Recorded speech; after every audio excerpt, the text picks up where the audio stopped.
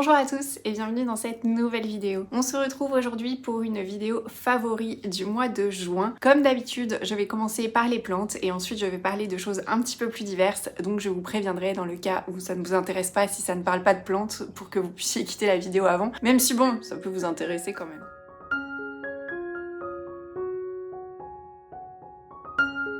La première plante dont je veux vous parler, c'est une grande victoire pour moi puisque c'est cette année la première fois que je l'ai refait pousser par moi-même. C'est une plante qui se trouve sur mon balcon. Est-ce que vous devinez de laquelle je parle? Eh bien, c'est mon Oxalis triangularis.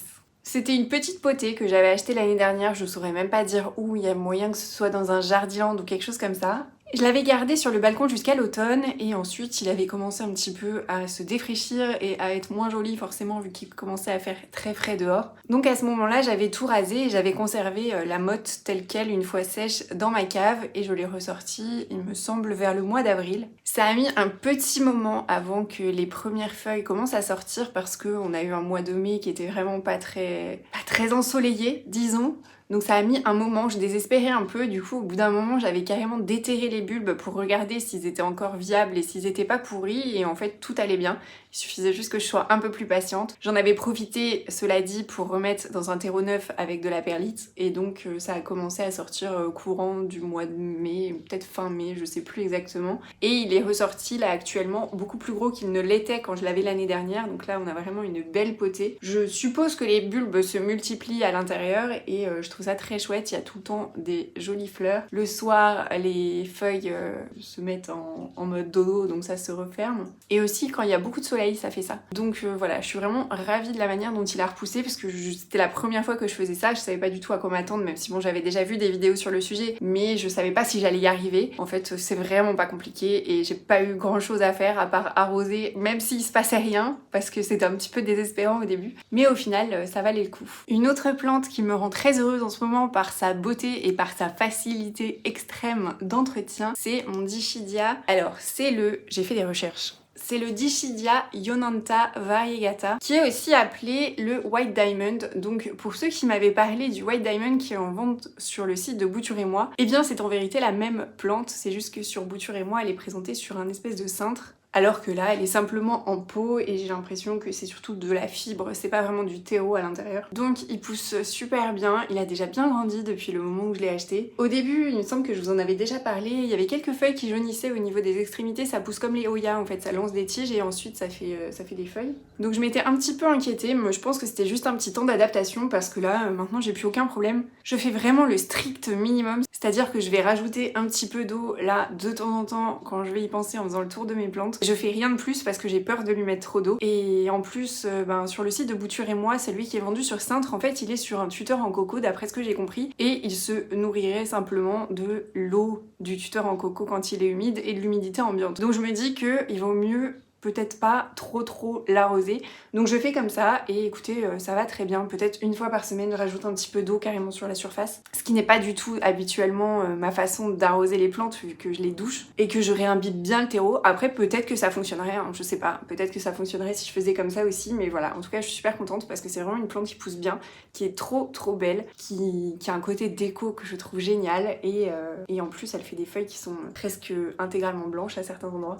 Donc je trouve ça très cool. Je l'ai croisée cette plante au Villa Verde de Mirecourt parce que le week-end dernier j'avais un événement familial, un anniversaire et donc du coup je suis passée devant le Villa Verde de Mirecourt et j'ai demandé si on pouvait s'arrêter. Et je l'ai aperçue, elle était tout aussi belle et en plus elle était dans un présentoir qui était magnifique mais je vous ai pas filmé, je peux pas vous montrer. Donc voilà pour cette plante là. Ensuite, nous avons une super nouvelle parce que c'est une plante qui pousse extrêmement lentement chez moi. C'est que mon Alocasia Mélo est en train de faire une nouvelle feuille et ça, je suis vraiment ravie. Ça faisait un bon moment qu'il avait ces deux feuilles-là qui restaient telles quelles et qui allaient bien mais qui se passait rien à ce niveau-là. Et voilà, ça y est, il commence à sortir une nouvelle feuille. Je suis super contente. D'ailleurs, le Black Velvet aussi, mais bon, le Black Velvet, je l'aime beaucoup, mais je l'aime moins que celui-là. Donc ça me fait plaisir, mais pas autant que celui-ci. Donc voilà. Une grosse satisfaction pour moi que de voir cette Alocasia grandir. D'ailleurs, ça me fait penser que le Maharani aussi a fait une nouvelle feuille là récemment. Il faut que je vous montre ça, même si c'était pas du tout prévu que je vous le montre. Donc l'Alocasia Maharani m'a sorti cette feuille là qui est hyper allongée par rapport aux autres qui sont plutôt rondes. Bon, celle-ci est peut-être un peu moins ronde, mais celle-ci elle est vraiment toute ronde et elle est quand même pas mal arrondie. Mais la nouvelle feuille qui est sortie est vraiment très très allongée et elle ressemble plus aux versions baby de Maharani que je trouve sur internet. Je sais pas pourquoi elle est plus allongée, j'avoue que je préférerais qu'elle soit plus ronde, c'est peut-être pour ça qu'à la base j'avais pas spécialement l'intention de vous parler de ça. Mais voilà, je vous montre quand même à quoi ressemble sa nouvelle feuille. Ensuite, ma plus grosse victoire du mois de juin, et j'aurais jamais cru dire ça un jour puisqu'à la base on partait quasiment d'une plante morte. Je vous en ai parlé la semaine dernière, c'est ma Calathea Manoa Blush qui n'avait plus de feuilles et qui du coup est en train de repartir. Et je vous ai dit la semaine dernière que j'avais trop envie de voir ce que ça allait donner parce que je trouvais vraiment que ça allait être trop cool si ça me donnait une baby plante. Et il se trouve que ça y est, il y a une petite feuille qui est sortie. Enfin elle est encore pas tout à fait sortie, mais regardez comme c'est trop mignon. Voilà. Donc il n'y a pas de rose là, c'est un peu rose au revers, mais pas sur la feuille. Et du coup elle est totalement silver, c'est trop cool. On est vraiment sur une petite victoire, mais pour moi c'est énorme de savoir qu'elle est toujours vivante et que je pensais la perdre et en fait non. C'est la magie des Calathea et de leur capacité de résurrection et c'est trop cool. Ensuite, je vous ai très souvent dit dernièrement que j'étais agacée par les aglaonema qui ne poussaient pas et en fait, depuis qu'il fait chaud dans mon appartement, c'est-à-dire depuis qu'on est au-dessus de 23-24 degrés, eh bien ça y est, les aglaonema sont en feu et font plein de feuilles. Donc celui qui m'agaçait le plus parce que vraiment je l'ai acheté en baby et toujours baby, hein, ça fait 1 an qu'il est à la maison, il est toujours aussi petit. Il commence à ressembler un petit peu à une un peu plus grande plante. Donc voilà l'aglaonema Pink Princess. Ouais, vraiment, j'ai désespéré de l'avoir poussée, cette plante. Elle avait, je pense, les petites feuilles qui sont claires, là, quand je l'ai eue. Et là, récemment, elle a fait plein de feuilles, qui sont plus rouges, d'ailleurs. Mais je suis quand même contente de l'avoir enfin poussée. Et c'est cool, voilà. Donc si jamais vous avez des aglaonema, ne désespérez pas. Je pense que si jamais il fait plus chaud chez vous, ça a dû reprendre aussi comme chez moi. Mais en tout cas, c'est très cool. Et pour finir sur les plantes, je voulais vous parler d'une plante qui commence à devenir très très grande. Vous savez, ces genres de plantes dont on dit qu'ils devraient peut-être payer un loyer. Eh bien, c'est mon Rhaphidophora tetrasperma qui a bien grandi. Voilà. Donc, c'était à la base une plante que j'avais achetée sur le site de Bouture et moi en hiver, qui avait très mal vécu son voyage. Vraiment, quand je l'ai reçue, on aurait dit une salade pas fraîche. C'était assez horrible. Donc j'étais un peu déçue forcément, mais bon, c'était aussi de ma faute, j'avais pas commandé de heat pack. Et donc j'avais racheté une plante d'un pied chez Truffaut pour refournir un peu et que ça ressemble un petit peu à quelque chose. Les boutures qui viennent de Bouture et moi ont repris, mais bon, ça reste assez timide. Par contre, le pied qui vient de chez Truffaut, il a bien grandi. Il a dépassé le petit tuteur de fortune que j'ai mis. Et donc je vous avais dit, il me semble que j'en avais parlé, que je voulais le faire grimper sur le mur, enfin sur l'encadrement de la porte de ma cuisine. Donc je pense que ça va bientôt pouvoir être possible vu la hauteur que fait déjà ce petit bébé. Toujours dans ma folie du moment des bouquets de fleurs, j'avais acheté, et je vous l'ai montré la semaine dernière, un bouquet de fleurs chez Ficus Pocus, qui était un petit peu un bouquet jardin avec des fleurs qui étaient assez fragiles, mis à part les œillets qui étaient quand même plutôt robustes et qui ont tenu un peu plus longtemps. Mais sinon, l'ensemble du bouquet était fragile et du coup, en plus, avec la chaleur qu'il y a chez moi, il a duré à peu près 5 jours, qui est vraiment très peu pour un bouquet de fleurs, donc j'avoue que j'étais un peu triste. Donc un jour, Ambre a mis une story en disant qu'elle allait avoir un arrivage de fleurs le lendemain et il se trouvait que le lendemain je pouvais y passer, donc je lui ai demandé si par hasard cette fois-ci il pouvait y avoir des pivoines. Elle a dit qu'elle allait en chercher, donc le lendemain matin elle m'envoie un message et elle me dit je t'ai trouvé des pivoines roses. Donc j'étais surexcitée et j'avais trop hâte toute la journée d'aller dans sa boutique. Donc cette fois-ci, je lui avais dit pivoine et un côté un petit peu plus féerique par rapport à la dernière fois. Et là, je me suis retrouvée avec le bouquet de mes rêves, vraiment. Il lui ressemble tellement déjà à elle et à son style de bouquet que j'adore. Je vous en ai déjà parlé plusieurs fois, que j'adore par-dessus tout. C'est vraiment un style que je trouve extraordinaire. Je trouve ça chez aucun autre fleuriste, mais bon, je vais pas encore... je pense que vous avez compris que j'adore ce qu'elle fait. Mais là, ce bouquet, je l'admire. Limite, j'ai pas envie de sortir de chez moi tellement j'ai envie de l'admirer tout le temps et de le regarder évoluer. Et je trouve ça absolument fascinant. J'arrête mon suspense, je vais vous le montrer. Donc voici mon nouveau bouquet de chez Ficus Pocus. Je l'adore, je l'aime trop, je suis fan. Donc au début, quand je suis allée chercher, les pivoines étaient complètement refermées, sauf une, je crois, qui était déjà un tout petit peu ouverte. Donc il y a 3 pivoines roses qui sont, oh là là, maintenant elles sont incroyables, j'adore.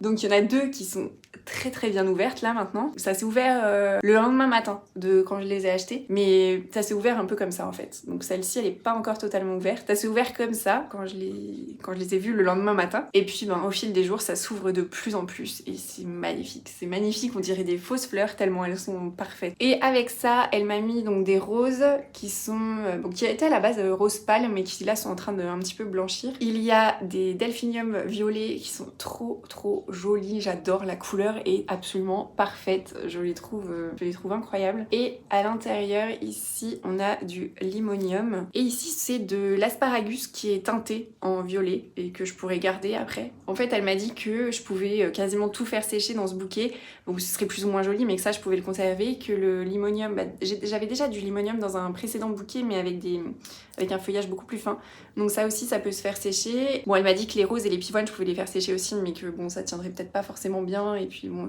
des grosses fleurs à faire sécher ça a pas le même rendu. Donc voilà, je m'en occupe le mieux que je peux, je coupe les tiges comme elle m'a dit et elle m'a dit tous les 2 jours, je le fais tous les jours. Je change l'eau, je lave le vase, je veux que ce bouquet soit éternel tellement il est incroyable. Voilà, je vous laisse admirer, je vous laisse encore une fois admirer la beauté de cette pivoine et aussi de cette autre pivoine et puis de l'autre encore. Voilà, je trouve que je suis trop fan. Si je pouvais avoir ça toute l'année. Non, c'est pas vrai, parce qu'en vrai, je m'en lasserais. Et puis j'ai déjà hâte de voir le suivant. Donc là, bon, je vous ai présenté un bouquet la semaine dernière, je vous en représente un cette semaine. Je vais clairement pas vous en présenter un toutes les semaines, parce que c'est un budget quand même. Mais je pense que j'irai en chercher peut-être un, ou plutôt même 2 par mois. Je vous montrerai si ça vous intéresse. Je sais même pas si ça vous intéresse, en fait, je vous montre ça, mais ça n'a... Enfin, je peux pas dire que ça n'a rien à voir avec les plantes, mais c'est un petit peu différent quand même. Mais en ce moment, je suis dans une passion bouquet de fleurs, j'adore. À chaque fois que je m'achète des fleurs, là, je me sens, je sais pas, je suis trop contente d'aller les chercher, je suis trop contente de repartir avec, je suis trop contente de les mettre dans leur vase, je suis trop contente de les admirer. Achetez-vous des fleurs. C'est une super idée, ça remonte le moral de fou et c'est un truc, ça remonte le moral quand on va le chercher mais aussi au quotidien, donc c'est un truc qui est très chouette, voilà. Donc voilà pour tout ce qui est plantes et du coup fleurs, et maintenant je vais passer à la partie un petit peu plus diverse de mes favoris. Alors je voulais vous parler de quelque chose qui est très lié à mon métier, donc je suis professeure des écoles si jamais vous n'êtes pas au courant, mais je pense que vous l'êtes. Et depuis quelques années je suis sur les réseaux sociaux une enseignante qui s'appelle Amy Bill, et je crois que le nom de sa page c'est Ma vie d'instit ou quelque chose comme ça, et elle propose très régulièrement des petites illustrations où elle montre un petit peu le métier de prof et de façon toujours assez humoristique. Moi je sais qu'au début je l'avais connue parce que j'avais utilisé des affiches qu'elle avait fait. Elle proposait des affiches du style je ne perds jamais, soit je gagne, soit j'apprends. Et du coup, c'est des choses que j'avais déjà affichées dans ma classe et qui restaient en affichage permanent, voilà, parce que je trouvais les illustrations trop belles et que j'aimais bien le message qui y était. Elle en a fait plusieurs comme ça. Et ensuite, je savais qu'elle avait sorti des bandes dessinées qui étaient disponibles dans les librairies, etc. Mais je m'étais jamais procuré ces bandes dessinées. Je les avais mises sur ma wishlist. Et à chaque fois qu'on me demandait ma wishlist à mon anniversaire ou à Noël, bah voilà, c'était dedans, mais personne ne me l'a jamais offert. Au bout d'un moment, je me suis dit, bon, vas-y, meuf, en fait,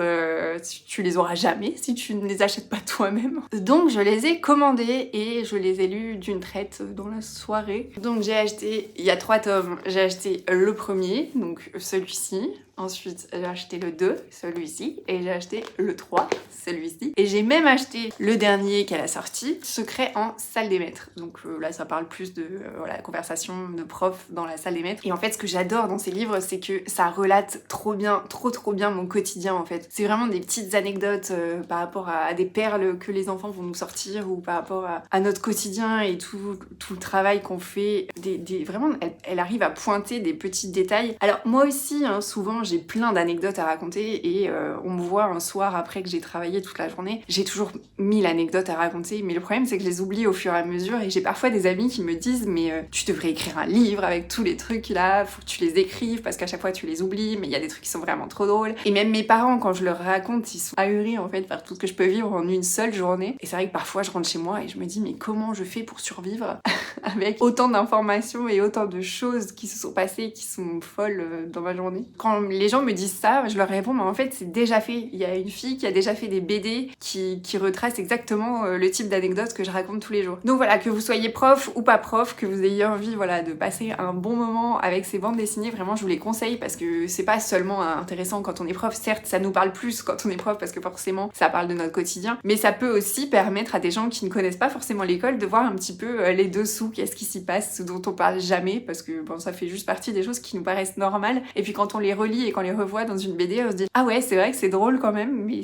ça me paraît normal parce que ça fait partie de mon quotidien. Donc voilà, je vous conseille vivement d'acheter ces BD qui se lisent extrêmement vite, extrêmement bien, les dessins sont trop beaux et c'était un super moment et vraiment vous devriez les lire que vous soyez prof ou pas. Dans une des dernières vidéos favoris que j'avais fait, je vous avais parlé de dentifrice et de déodorant en vous disant que je ne suis pas sûre que ça vous intéresse, mais il y avait des personnes qui s'intéressaient. Donc je vais continuer un petit peu dans la lignée cosmétique, même si c'est vraiment pas le truc dont je vais parler souvent. Mais je voulais vous parler d'un produit cheveux. Donc comme vous pouvez le voir, le deviner, le constater, j'ai les cheveux qui sont décolorés. Et des cheveux décolorés, ça sèche et puis c'est tout, ça fait de la paille et c'est pas forcément foufou quoi. Pendant très longtemps d'ailleurs, je les ai décolorés et ça faisait pas ça, mais je pense qu'à force de décolorer, au bout d'un moment ça finit par faire un effet un peu paille et tout sec et quand on les touche c'est tout rêche, etc. Et comme moi je suis dans une démarche zéro déchet et le plus naturel possible, je lavais mes cheveux une fois par semaine et j'utilisais un shampoing solide et un après-shampoing solide. Donc j'étais absolument pas convaincue, mais bon je l'avais payé 10 €, j'avais quand même envie de l'utiliser un minimum, hein, n'est-ce pas? Mais je trouvais vraiment que le truc c'était un truc placebo quoi, ça faisait strictement aucun effet. Donc je m'étais dit il faudrait peut-être que je rachète quelque chose parce que juste shampoing et ne jamais faire de soins ni quoi que ce soit, c'est pas fou. Avant je faisais des bains d'huile de coco, mais j'avoue que bon j'ai eu un peu la flemme parce qu'à chaque fois voilà ça salit les draps, ça salit les oreillers, etc. Donc je suis pas... j'ai un peu de mal. Donc je suis allée comme d'habitude faire les courses dans le magasin bio où j'ai l'habitude d'aller et je me suis penchée sur le rayon cheveux, sauf que forcément vu que ça fait des années que j'ai pas acheté de masque d'après-shampoing, eh bien je ne savais absolument pas du tout vers quoi me tourner, surtout que je voulais quelque chose qui soit sans silicone pour continuer sur ce côté naturel, etc. Et là il y a une vendeuse. Ce qui est bien dans les magasins bio, c'est qu'il n'y a pas full de monde et les vendeuses connaissent plutôt bien leurs produits. Donc il y a une vendeuse qui apparaît, qui me dit vous cherchez quelque chose de spécifique. Donc je lui ai dit j'aimerais bien un masque pour les cheveux et j'avais mon application, comment elle s'appelle cette application Incy Beauty je crois, qui note en fait et qui référence tous les produits qui sont potentiellement dangereux ou cancérigènes ou tout ce qu'on veut là-dedans. J'étais sur cette appli en train de scanner un petit peu tous les masques et après shampoing et là elle me dit moi je vous conseille celui-ci qui est donc de la marque Santifolia, qui est un masque 3 en 1, donc ça je m'en foutais complètement que ce soit 3 en 1, mais vous allez voir que c'est quand même plutôt pas mal. Et qui a la framboise et qui rend les cheveux super doux et qui est bien et qui correspond bien pour les cheveux secs, etc. Donc je lui dis ok d'accord. Donc je prends, je regarde vite fait et je regarde sur mon application et c'était effectivement super bien noté avec des très bons commentaires. Je me dis ok je vous fais confiance du coup. Et il se trouve qu'effectivement ça a une odeur de framboise qui est absolument divine et ça reste super longtemps sur les cheveux l'odeur. Et le côté 3 en 1 qui ne m'intéressait pas du tout, et bien finalement est plutôt sympa puisque comme je les lave qu'une fois par semaine, forcément l'effet du masque il dure 2-3 jours et puis au bout d'un moment avec tout ce qui est pollution, voilà, forcément les cheveux, le produit il est plus là, puis à force des brossages, etc. Et bien je peux en remettre sans rinçage, un tout petit peu, hein, c'est pas la même quantité que quand je vais le faire en masque sous la douche, mais je peux en remettre et donc du coup je récupère cette odeur et je récupère ce côté tout doux au milieu de la semaine jusqu'à ce que je refasse un shampoing. Et je trouve que c'est cool, donc on peut l'utiliser comme masque, comme après shampoing et comme soin sans rinçage. Et super bien formulé, c'est très naturel, je saurais pas dire exactement, mais bref sur l'application il n'y avait pas de produit qui était controversé et il n'y a pas de silicone. Je voulais aussi vous parler d'une série, vous avez pas pu passer à côté je pense, et en vrai j'en parle au mois de juin alors que je l'ai vue quand elle est sortie, donc c'est pas du tout du mois de juin, mais bon récemment j'ai pas trop regardé de série, j'ai plus lu des livres du coup. Donc c'est la série de la reine Charlotte qui est un prequel en fait des Bridgerton. Donc les Bridgerton c'est, bon je pense que vous connaissez, c'est une série historique, romantique et un peu humoristique. Enfin je trouve que c'est humoristique puisqu'il y a un côté second degré, mais après chacun l'interprète comme il veut, voilà. Donc la saison 1 et 2 je les avais regardées très tardivement parce qu'au début en fait quand j'avais commencé cette série je sortais de The Crown qui est une série historique pour le coup pas du tout second degré, on est vraiment sur quelque chose qui relate au mieux, enfin en tout cas le plus possible en mettant un peu de drama en plus, hein, il faut pas exagérer, mais les faits réels de la famille royale britannique. Et donc juste après ça je voulais retrouver une série dans le même genre et j'avais commencé les Bridgerton mais ça n'a strictement rien à voir, c'est pas du tout le même univers, donc j'avais été déçue, je m'étais dit c'est quoi ce truc, c'est vraiment de la daube et j'avais fermé fermé au bout de 30 minutes et voilà, je m'étais pas repenchée sur la question jusqu'à ce qu'une amie m'en parle, et une amie qui généralement a les mêmes goûts que moi, et qu'elle me dise mais franchement les Bridgerton c'est trop bien et tout. Je me suis dit ok, bon je vais réessayer, et il se trouve que la première saison je l'avais regardée quasiment d'une traite. Vous savez ce genre de série, vous travaillez le lendemain mais vous n'arrivez pas à vous arrêter et du coup vous couchez à 4h du matin. La saison 2 j'avais beaucoup moins aimé parce que je n'aime pas le personnage d'Anthony, donc forcément ça pose un petit peu problème, et les filles qui étaient dans la série je les trouvais pas forcément intéressantes non plus, et ça reste 2 saisons qui sont très cucul à praline quand même, hein. On est sur des trucs de prince et de princesse quoi. Alors que là ils ont sorti donc la reine Charlotte, donc la reine Charlotte c'est un personnage de la série des Bridgerton mais qui est assez âgée et qui est donc la reine du Royaume-Uni dans la série. Ça se passe au Royaume-Uni? Bah oui, ça se passe au Royaume-Uni. Où est-ce que ça pourrait se passer? Et là, ils ont fait une série sur son adolescence, la rencontre avec le roi, etc. Et je savais pas du tout à quoi m'attendre. Pour le coup, je savais même pas que cette série allait sortir. Et en fait, je l'ai trouvée absolument pépite. Ça m'a fait le même effet que la première saison. J'ai regardé tout quasiment d'une traite et le lendemain matin à l'école, j'étais pas très fraîche. Mais je trouve que c'est beaucoup moins cucu que justement que les 2 premières saisons. C'est... Comment expliquer ça? On pourrait s'attendre à une série du genre, bon, c'est un mariage arrangé, on a la reine qui débarque. Moi, c'est à ça que je m'attendais. Il y a la reine qui débarque, elle est forcée à se marier avec le roi, et puis il tombe amoureux, et c'est le grand amour, et c'est génial, et c'est merveilleux, etc. Alors que c'était un mariage arrangé à la base. Et au final, c'est pas du tout ça. C'est une vraie histoire d'amour, mais qui est basée sur des moments hyper difficiles et des problématiques de santé mentale. Parce que le roi a des problèmes de santé mentale, mais ça, on le comprend pas tout de suite, et je trouve que c'est hyper bien joué. Il y a sans cesse en fait des flashbacks entre le moment présent et le moment où se passe leur rencontre et leurs premières années de vie commune. Et je trouve vraiment que c'est super bien amené. On pourrait penser qu'il y a certaines lenteurs, mais en fait c'est pas des lenteurs, c'est vraiment pour qu'on comprenne les sentiments profonds des personnages. Et le personnage de la reine Charlotte, autant dans la série des Bridgerton actuelle, je suis pas très fan, même si je la trouve extravagante et assez fun et qui sort un petit peu de ce qu'on a l'habitude de voir, parce qu'elle n'a rien à voir avec une reine telle qu'on a l'habitude de les voir. Mais par contre, le personnage de cette reine, quand elle était jeune, mais elle est incroyable pour l'âge qu'elle a, tellement évolué et tellement changé. Et c'est grâce à cette série vraiment, et je pense que c'est le but, qu'on comprend vraiment pourquoi elle est devenue telle qu'elle est maintenant, c'est-à-dire un petit peu, pas forcément très agréable, un petit peu aigrie, un petit peu sur ses principes. Et ça explique aussi pourquoi on voit très peu, je crois qu'on le voit même pas du tout, le roi dans la série des Bridgerton, la saison 1-2.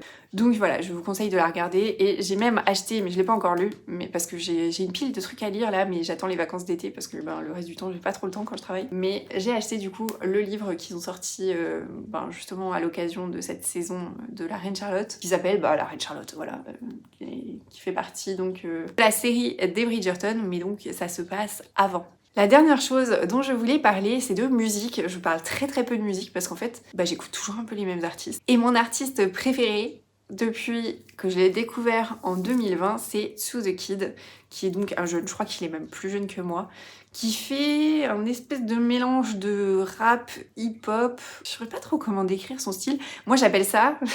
mais ça n'existe pas comme genre de musique, j'appelle ça du rap mignon. Vous voyez, ces mecs qui font du rap, mais c'est pas vulgaire, c'est pas non plus trop... c'est dur de trouver les mots. Ça parle de sujets sur vie de tous les jours, ça parle forcément d'amour, comme c'est souvent le cas pour tout ce que je définirais comme rap mignon, parce que forcément si c'est mignon, c'est que ça parle d'histoire d'amour, voilà. Il a sorti un nouvel album, alors moi je connais par cœur absolument toutes les chansons qu'il a sorties depuis le début. Et donc là, je suis super contente parce que le nouvel album, je crois qu'il y a 15 titres dedans, donc ça me laisse de quoi apprendre par cœur pendant un petit moment. Surtout que je vais le voir en concert au mois de novembre. Je l'ai déjà vu 3 fois. Je l'ai vu une fois à Strasbourg, je l'ai vu une fois à Colmar et je l'ai vu une fois à Nancy. Et là, pour la première fois, il passe à Metz. Je suis super contente de le revoir et moi, en plus, je vois les dates de tournée et je me rends même pas compte que c'est parce qu'il y a un album qui va sortir. Mais bon, je suis quand même contente qu'il soit sorti. En plus, il a sorti une musique un jour, puis la semaine suivante, il en a sorti une autre, puis la semaine suivante, il en a sorti encore une autre, et après pouf, il a déballé l'album. Donc il nous a un petit peu tenu en haleine, mais j'aime trop ce qu'il fait, c'est ce que je mets dans la voiture quasiment tout le temps. Là, je connais déjà quasiment tout par cœur, alors que c'est sorti le 23 juin, je crois. Donc voilà, si vous ne connaissez pas, je vous invite à aller regarder et vous aurez un aperçu plutôt très représentatif du genre de musique que j'aime bien, puisque quasiment tous les artistes que j'écoute, c'est souvent des mecs d'ailleurs, et bien c'est le même genre de musique, voilà. Et voilà, c'est tout pour cette vidéo favori. J'espère que ça vous aura plu. Dites-moi si jamais il y a des choses que vous voulez me partager, des favoris qui soient plantes ou plus divers comme je viens de le faire pour me permettre de découvrir des nouvelles choses. Et je vous dis à bientôt pour la prochaine vidéo. Salut!